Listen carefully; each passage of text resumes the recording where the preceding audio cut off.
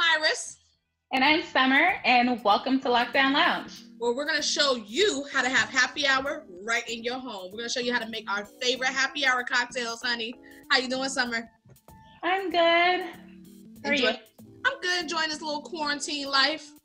Yeah, it's like a staycation. I know I probably shouldn't say that, but it's been nice to decompress, stay at home with the family, hang out. I know not everybody's having the same experience, but that is my personal truth.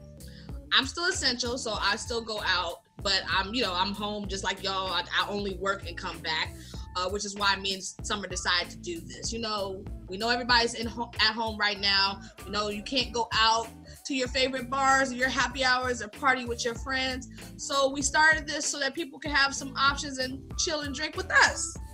And this is only the beginning too. Yeah, and you get insider secrets and anecdotes and stories from our life in the service industry. Stuff that regular people never know about bartending. Yep.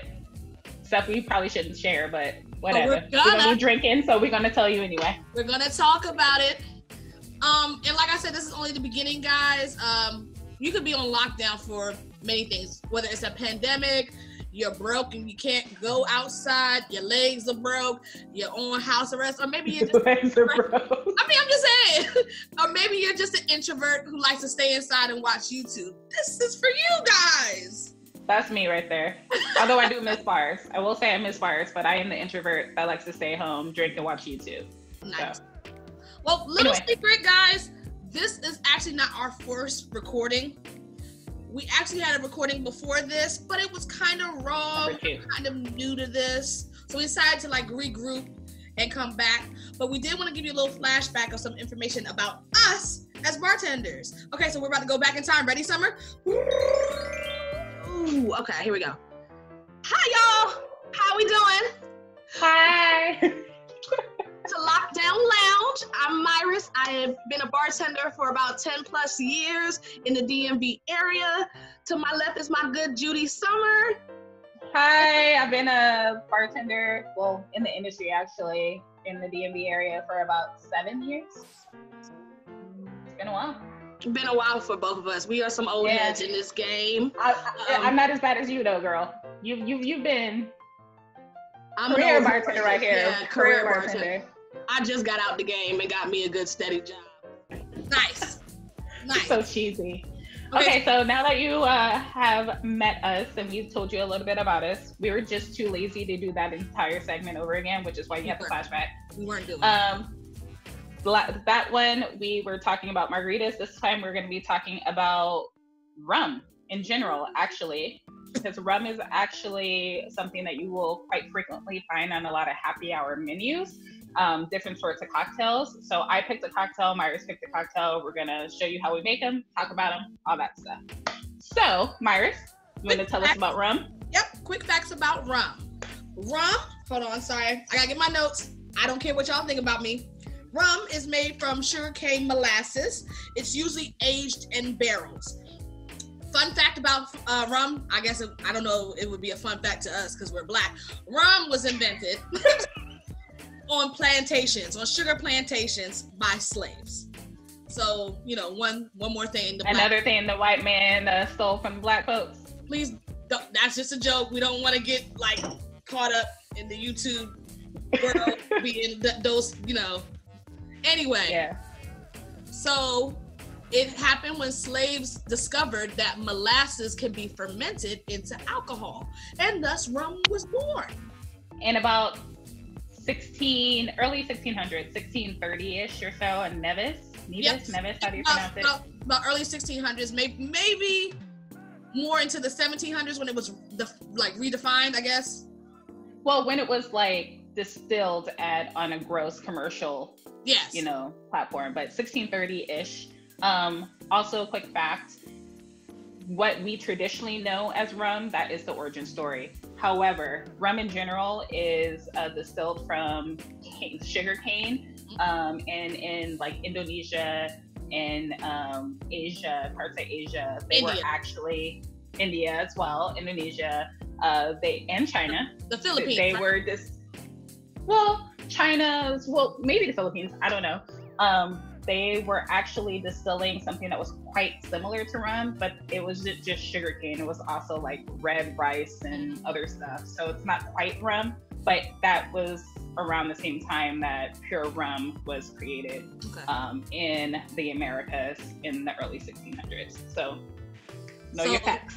A lot of what we say is actual factual, and some of it is just us talking out our ass. I don't know if the Philippines is absolutely right, but you can look it up yourself and then come back to us and comment down below and give us the right information so that we know. Yep. But this is us as our experience as bartenders telling you what we've learned over the years. Or thought we learned. Over the years. But, we can always learn more. So without further ado, I'm going to kick it over to Summer so she can make her cocktail, her rum cocktail. What are you making for us? I chose a daiquiri because it's something that you will actually find on a lot of cocktail menus and on a lot of happy hour menus. What I will say about a daiquiri, it is not a flavored margarita. Pet peeve. Whenever somebody orders a daiquiri from me, generally, I know that they're asking for a flavored frozen margarita. That is not a daiquiri. A daiquiri traditionally is a type of cocktail that has rum, sugar, and citrus. That's it. So it's basically like a rum version of a margarita, I guess. There are different ways. You'll hear a Hemingway daiquiri, which has Luxardo and grapefruit juice in it as well. But those are the three things it usually has: citrus, sugar, and rum. The type of rum yes. Just to clarify, thank you. Just to clarify, daiquiris did not start out frozen? No. Actually, daiquiris, some say that, first of all, a daiquiri is traditionally thought of as being a Cuban drink. It was apparently created around the time of the Spanish-American War in Cuba by, they go say it's this American mining engineer who went down to Cuba and created the daiquiri. But you mean to tell me Cubans weren't drinking rum, sugar, and lime before this man? So they say Jennings Cox created it. I take that with a grain of salt. I don't know who created it. All I know it is traditionally considered Cuban. But I also feel like people in other parts of the Caribbean were also drinking citrus, sugar, and rum before that. So anyway, but yes, so the main ingredient in the daiquiri is rum, not tequila, rum. Okay, so you put tequila in, it's a margarita. The type of, don't judge me, Myers, for this, okay? What? Type of, I chose Don Q as. What's wrong with that?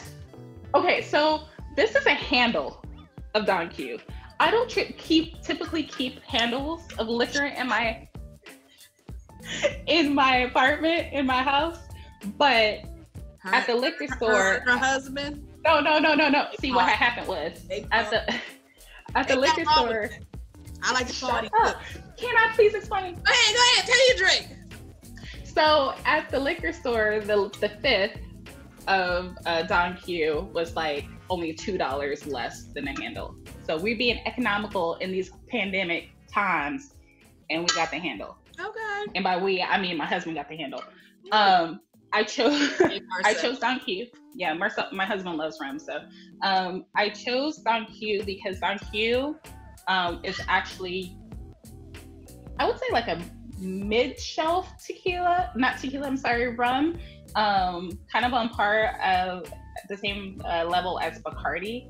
I tend to like Don Q more, and Don Q you will actually find on a lot of happy hour menus. So that's why it's Don Q. This handle costs $20, so it's cheap, but it tastes good, and it's great for cocktails and mixing, and that's why I picked it. So I am at home, so I'm gonna be pouring a little heavy for my cocktails.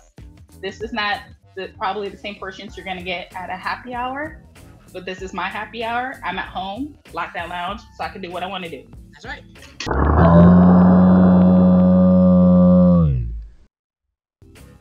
What did you spill? What did you spill? All of my ice. All of your ice? So you have no ice left? Girl, you better rinse that ice off. And we're back. You know, couple technical difficulties. Here we go. So, I got my shaker tin of ice. I got my Don Q and a jigger. I am going to do, I'm gonna make it 2 ounces. Because you're at home and that's your business. Actually, 2 ounces isn't unheard of for a daiquiri if you go to a restaurant. I was thinking about doing 3 ounces, which is why I made that disclaimer, but I'm gonna be good. I'm just gonna do 2 ounces. Oh, and if we haven't said it yet, always drink responsibly. Continue. My simple syrup, I have this like really good, really rich simple syrup in my fridge. Pat Standard, not sponsored, it's just tasty. So I'm gonna use that. I don't tend to like sweet daiquiris, so I'm gonna do 1/2 ounce. And this is really rich, but if you do like things on the sweeter side, I would say do 1 ounce. So here's that. And then I probably should have like pre-juiced these, but I'm trying to be true to form. So we're gonna do that. Bartender, y'all. I am. So we're gonna do 1 ounce, at least a full ounce of fresh lime juice. Please don't use roses. Yeah, no. Roses is like a lime syrup. Yeah. No, honey. Not even if you're at home. I don't care. You better get some lime and put it into work. Yeah, please don't do roses. So this is 1 ounce of lime juice. I really like lime. I'm just gonna finish this little. There you go. Now, if you don't have the little squeezer that Summer has, you can feel free to buy the bottle of fresh lime juice they have in the store. I don't mind that. Or you could just squeeze. But yeah, the fresh lime juice, not the little lime that's in the little bottle that looks like a lime, but like just, you'll find it in your refrigerator section. Yeah, it's actual lime. They do lemon and lime in those bottles. So then you don't judge my shape, okay? Girl, I'm sitting down. It's hard to shake a cocktail. I'm gonna be sitting down shaking too. Ain't nobody gonna judge us. Well, they are gonna judge us, but this was a frosted martini glass. I don't know where I got this from. AKA it probably came from a bar. And then I don't have a strainer at home, so I'm just gonna use the glass to strain.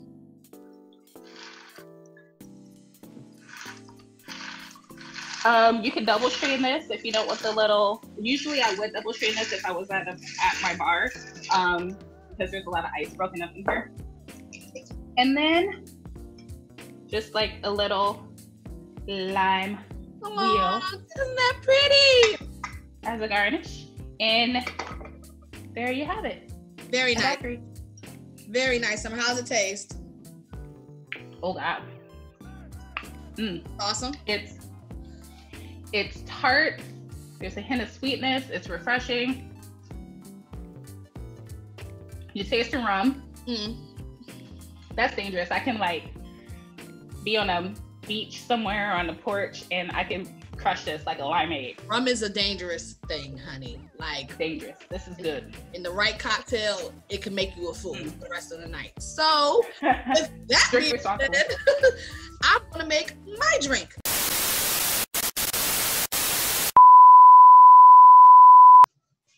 All right, welcome back, y'all. Sorry about those technical difficulties. We had to re-record half of the video, hence the wardrobe change and the background change and all that jazz. But we're just gonna pick up where we left off with mojitos. Okay, so like Summer's drink, it hails from Cuba, specifically Havana. Havana, ooh, na, na. Half of my heart is in Havana, ooh, na, na. Love that song. Okay, like a margarita, a mojito consists of 5 essential ingredients, y'all. You got your lime, your mint, your sugar, your soda, and your rum. The rum that I chose was Bacardi, and like Summer said, it's one of the more traditional rums to use in rum cocktails. It's on the mid-level as far as quality. I've worked at several restaurants where Bacardi was used, especially in mojitos. So let's get it started. I got my mint. I got my lime. I got my seltzer water, which has a lime base to it. It was 99 cents, so from the grocery store. And I got some simple syrup, also from the grocery store, about $2.50 for this, if you can see it. There you go. So first things first, you grab your limes, about 1, 2, 3, about 4 limes, and we muddle. And I forgot my muddler, so I'm gonna go get it right now. Hold on 1 second. It's all right. We're gonna work with the punches. So, my muddler. So then let's take some simple syrup. Hang on, guys. My camera's doing something weird too, so I'm trying to fix that too. We're having all kinds of technical difficulties with this first video, but that's all right. About 3 squeezes of simple syrup, and you muddle your limes. Now, if you don't have a muddler, that's okay. Just like Summer said, you can squeeze these limes in there. Muddling is just a little easier, and it provides a little more juice in the mojito if you have something to smash it up with. Okay? That's done. We're gonna add our rum now. I usually use, again, my shaker tin, and I use the top of it. I don't have jiggers, so I use the top of it, and I do about 2, maybe 2.5 capfuls of rum. And this is just me loose measuring, guys. You're not gonna get this kind of pour at a bar, just so you know. Alrighty, and then we take our mint. You get about 4 or 5 leaves of mint, and you smack it up. And you get that nice fragrance of mint. It takes out the, what does it do? Something, it releases the oils in the mint? The oils in the mint. And any of the herbs. So if you have like sage, basil, mint, you smack it. You smack it. It releases the You do not crush. You do not take your muddler and crush with the limes like some people do. It bruises the mint. I will say if you put the mint down first and put the limes on top and muddle the limes, you won't bruise the mint on the very bottom. So you can do it that way if you like. You can put the mint on the bottom and then muddle your limes. But I just like to smack it. Less work. And call it a day. You know? So at this point, I'm going to add my ice. Girl, I'm all over the place today. But we're going to get through this cocktail. Wait. Are you sure this ain't like the 3rd time you made this drink today? Hush. No. I'm sober right now, y'all. But I won't be by the end of this video. So, you take all those ingredients and you shake.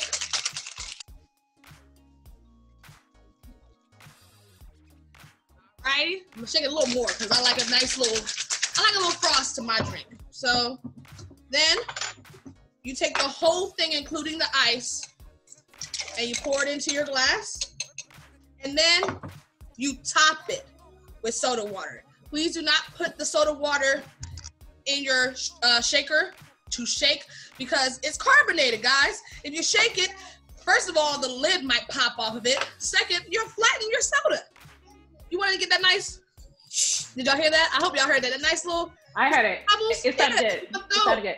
It sounded like one of those stop sounds. Right. If this joint had a commercial, I could, they can sponsor us. Never mind. All right. So you top it, just a splash, just to cover your ice.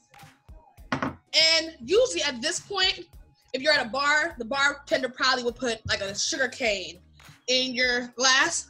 I ain't got no sugar cane, and I wasn't looking for none on a Sunday. So this is my daughter's little spoon. If you can see it, it's green, so my green background makes it fade in and out. And just give it a quick stir. And there you go. Cheers, Summer. Cheers. So we're gonna give this a taste. Oh my God, so good. The only thing about mojitos that bother me a little bit is the mint.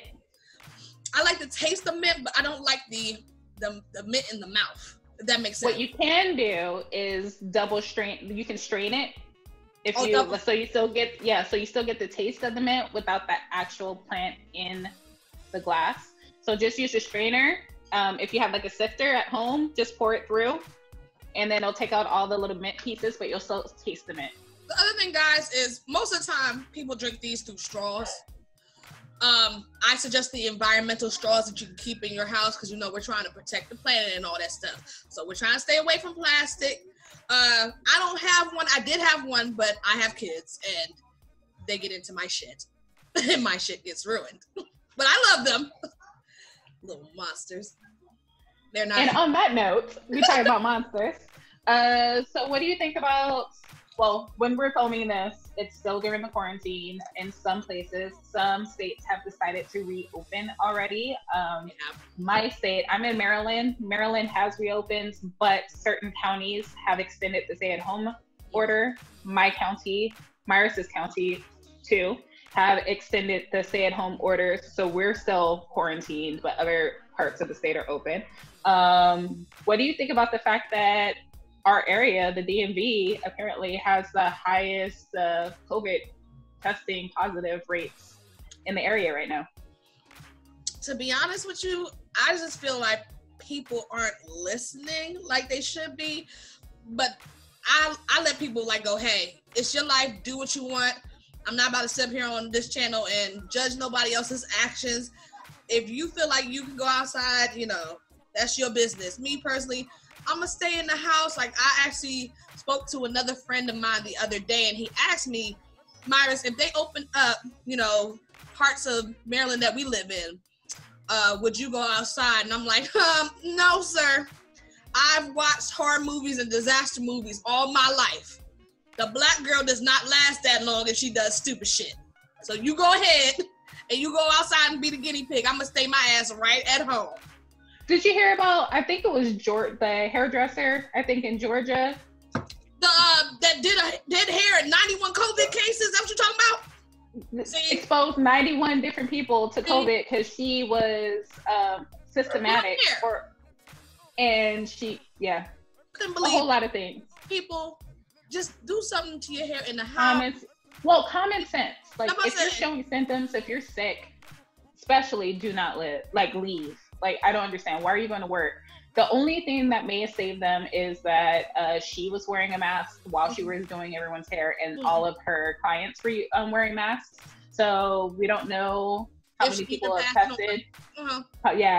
But I don't know. It's still scary times. So I am happy staying my tail at home with my husband and my doggy. I'm the same way. I'm like, my hair will live. My nails will live. Like, I'll stay at home and drink.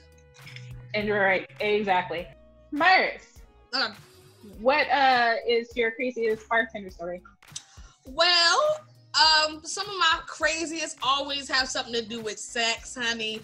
I like the messy stuff, the scandals, the who's messing with who and all that kind of stuff. And the bartender is the keeper of the stories when it comes to that stuff. So I want to say my favorite memory was a Valentine's Day. This guy came into the bar at lunchtime with his side piece. Now, at the time, I did not know that was his side piece. So I'm just serving them as usual. Hey guys, happy Valentine's Day, blah, blah, blah. They're all over each other, all through the meal, just, you know, necking and all of it. And I'm like, you know, okay, whatever. You know, people, public displays of affection at bars is common with anybody. So we all just kind of ignore Especially it. the more you drink, for some reason, the more we're going to see, and we kind of just ignore it unless it's getting really crazy.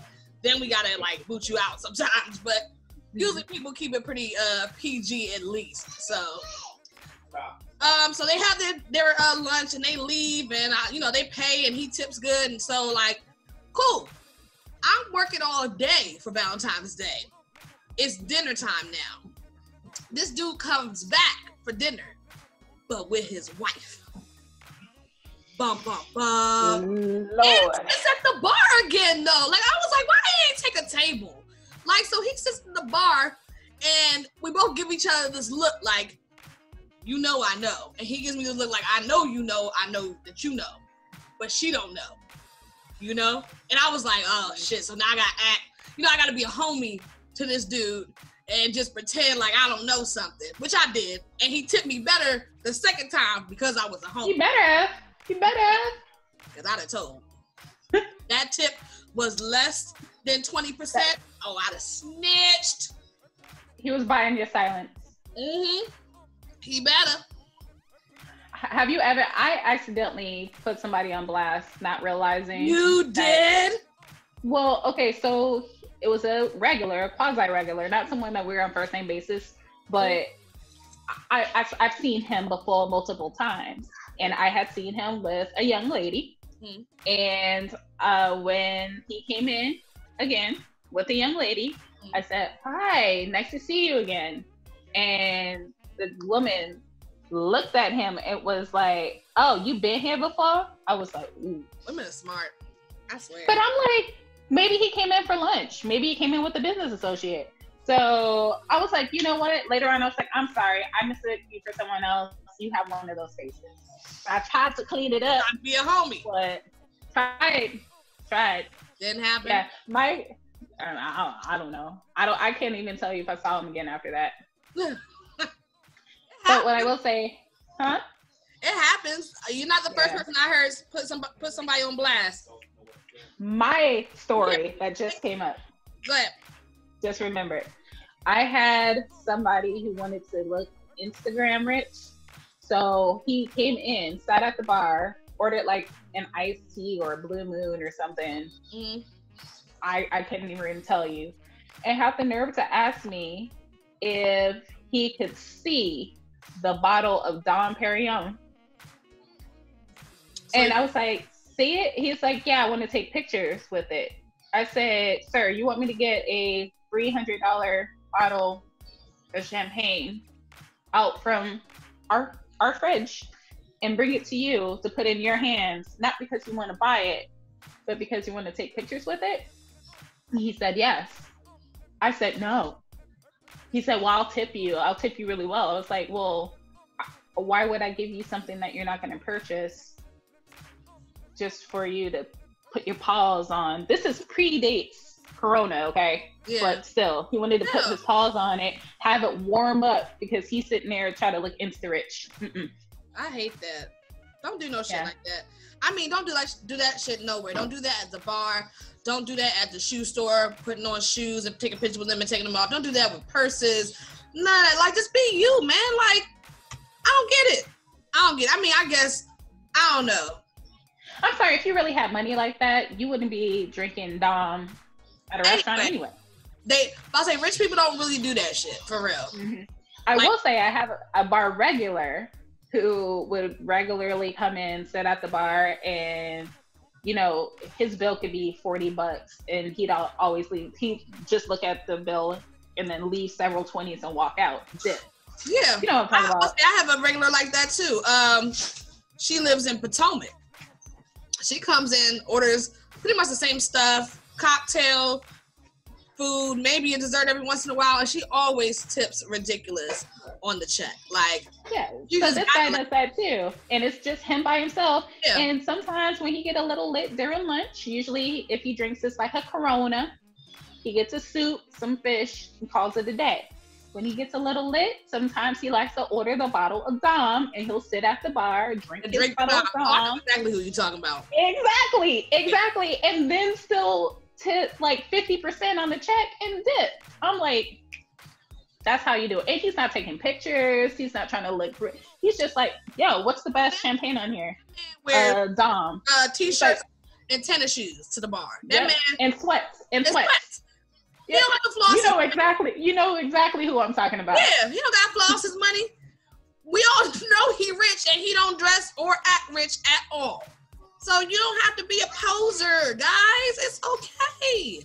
Just do it. And I don't know if this was edited into the video that Myris and I used to work together. We used to bartend at the same restaurant. If it wasn't, then we'll say it now. We used to work together. We've been friends for many years now. Mm-hmm. And now I'm just being lazy and pouring myself rum and soda.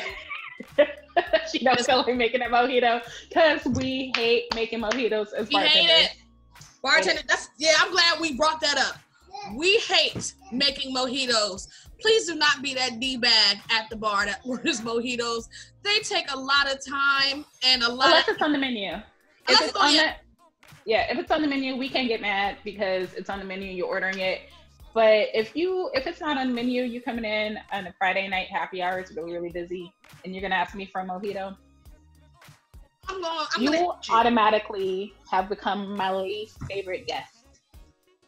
Girl, I had one time 5 girls come in ordering different flavored mojitos, ordering mixed flavors like mango and strawberry and blueberry and raspberry.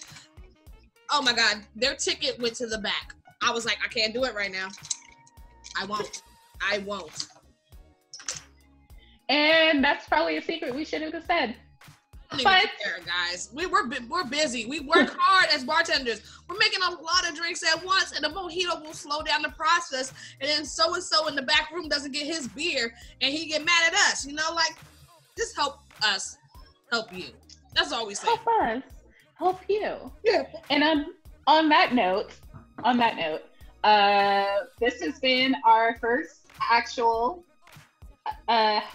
Lockdown Lounge that we are posting. Successful final recording of our first Lockdown Lounge. Exactly. So we have fun doing this. You have fun, Mike? I have a great time with you. You know that. I have fun. We have fun doing this. So we hope you enjoyed. We hope you like, comment, and subscribe. And watch the next one. And watch the next one. Next one we may do whiskey, maybe the next topic. Yeah, whiskey might be the next topic. So get ready for that. If you have any recommendations or suggestions, go ahead and leave those in the comment box below as well. All right, guys. Well, y'all have a good week. Remember to stay safe, wash your hands, social distance. Wear a mask. All right. All right. Peace. Bye, guys.